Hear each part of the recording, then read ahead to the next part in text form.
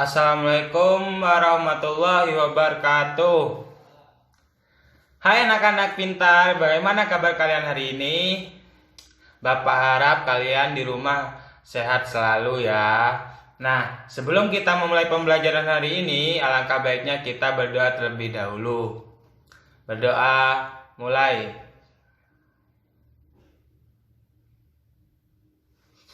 Berdoa selesai.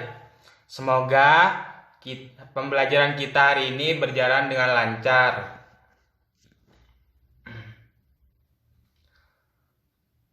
Nah, anak-anak pintar, hari ini kita akan belajar di tema 2, yaitu menyayangi tumbuhan dan hewan. Dan subtema 1, manfaat tumbuhan bagi kehidupan manusia pada pembelajaran 1. Nah, anak-anak, di sini pembelajaran kita hari ini mempunyai 4 tujuan. Yang pertama, menemukan sifat pertukaran pada penjumlahan dengan tepat. Yang kedua, menggunakan sifat pertukaran pada penjumlahan untuk menyelesaikan masalah. Yang ketiga, menemukan pesan moral yang terdapat dalam dongeng. Dan yang terakhir, menceritakan kembali isi dongeng semut dan belalang menggunakan kalimat efektif. Nah, anak-anak, siapa di kelas ini yang suka berhitung? Nah, yang pertama kita akan belajar tentang pertukaran penjumlahan. Nah, di sini dijelaskan bahwa sifat komutatif atau pertukaran yang dimaksud adalah jika angka yang dibalik urutannya maka hasil penjumlahannya tetap sama. Nah, ayo kita coba. Pada soal pertama kita hitung ada berapa gajah. Yang pertama, 1, 2, 3 ditambah 1, 2. 3 gajah ditambah 2 gajah sama dengan 1, 2, 3, 4, 5. Ya, benar. Ada 5 gajah. Nah, yang soal kedua, kita coba ganti urutannya. Yang sebelumnya 3 gajah pada urutan pertama, sekarang kita ganti menjadi urutan kedua. Dan sebelumnya 2 gajah sebelumnya pada urutan kedua, sekarang diganti menjadi urutan pertama. Ayo, apakah hasilnya tetap sama atau berbeda? Ayo kita hitung. Nah, 1, 2 gajah ditambah 1, 2, 3 gajah sama dengan 1, 2, 3, 4, 5. Ya, benar. Hasilnya tetap sama, yaitu 5 gajah. Nah, selanjutnya kita coba pada contoh lain, yaitu 4 ditambah 5 sama dengan berapa? Ayo. Ya, benar, 9. Nah, sekarang kita ganti posisi 5 menjadi urutan yang pertama dan posisi 4 menjadi urutan yang kedua. Ayo kita hitung. 1, 2, 3, 4, 5 ditambah 1, 2, 3, 4. Ada berapa? Ya, benar. Hasilnya adalah 9, yaitu tetap hasilnya sama.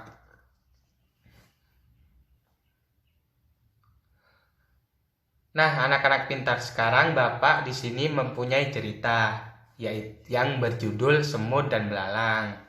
Bapak baca ya. Di sebuah ladang yang subur, tinggallah keluarga semut pekerja dan belalang si pemalas. Semut dan belalang adalah 2 sahabat yang memiliki sifat berlawanan. Si semut selalu bekerja keras mencari makanan sepanjang hari dan menyimpannya di rumah. Sebaliknya, belalang setiap hari bersenang-senang, bernyanyi, menari, dan menikmati hidup. Belalang sangat menikmati hari-harinya dan tidak memiliki rencana ke depan. Hidupnya mengalir seperti air. Suatu ketika si belalang bertemu dengan semut. Dan si belalang ini berkata, "Hai semut, kenapa kamu tidak ke tempatku dan bermain bersamaku?" Nah, jawab si semut, "Aku lagi bekerja keras menyiapkan makanan untuk nanti musim dingin. Pada musim dingin tiba, tidak ada tanaman yang bisa tumbuh dan kita akan mati kelaparan jika tidak menyiapkannya."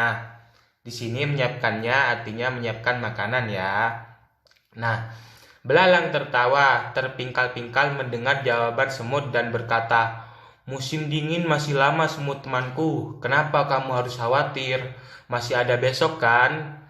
Kemudian belalang melanjutkan bermain musik dan semut kembali bekerja menyimpan makanan.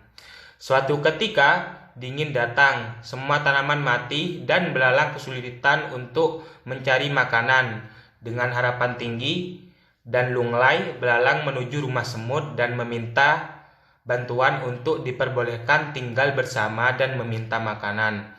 Mendengar permohonan tersebut, semut menjawab, "Maafkan aku belalang, aku tidak bisa membantumu. Rumahku terlalu sempit untukmu dan bekalku hanya cukup untuk keluargaku saja."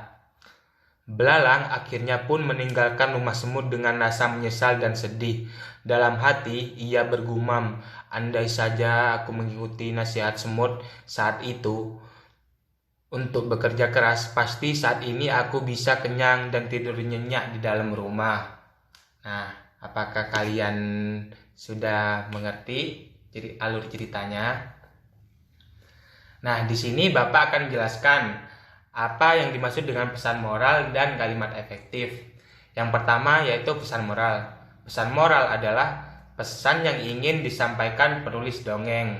Di sini anak-anak pintar, ciri-ciri pesan moral ada 3. Yang pertama, pesan moral selalu bersifat baik. Yang kedua, bisa dilihat di akhir cerita. Dan yang terakhir, pesan moral bisa dilihat dari sifat tokoh utama. Apakah kalian sudah mengerti? Nah, pintar. Selanjutnya kalimat efektif. Kalimat efektif adalah kalimat yang dapat mewakili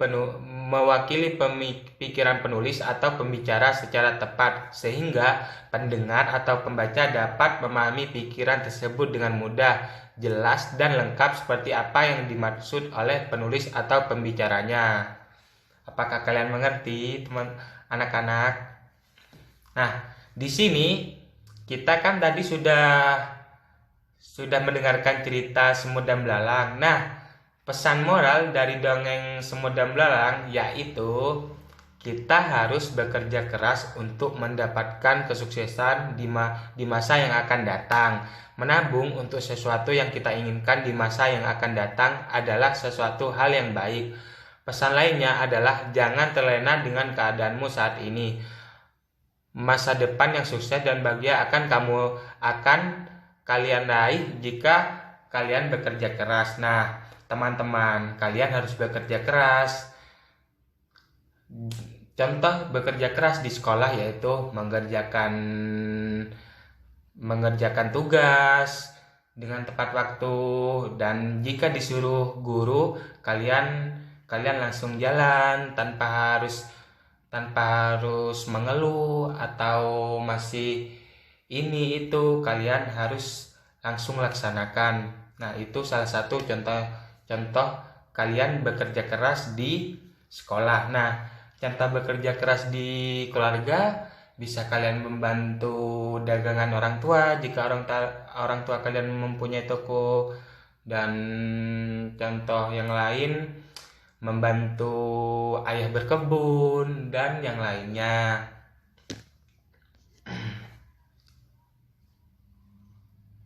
Nah, anak-anak pintar, di sini kesimpulan pembelajaran hari ini yaitu sifat komutatif atau pertukaran penjumlahan. Jika angka yang dibalik urutannya maka hasilnya tetap sama. Nah, yang kedua, pesan moral yaitu pesan yang ingin disampaikan oleh seorang penulis. Di sini pesan moral mempunyai ciri-ciri. Pesan moral selalu bersifat baik, bisa dilihat di akhir cerita, dan bisa dilihat dari sifat tokoh utama. Nah, yang ketiga, kita harus menjadi orang yang bekerja keras dalam hal baik untuk mendapatkan kesuksesan di masa yang akan datang agar bisa membahagiakan orang tua kita. Nah, yang terakhir, kesimpulan hari ini yaitu kalimat efektif menggunakan ejaan maupun tanda baca yang tepat sehingga pendengar atau pembaca dapat memahami pikiran tersebut dengan mudah dan jelas. Apakah kalian sudah mengerti, anak-anak?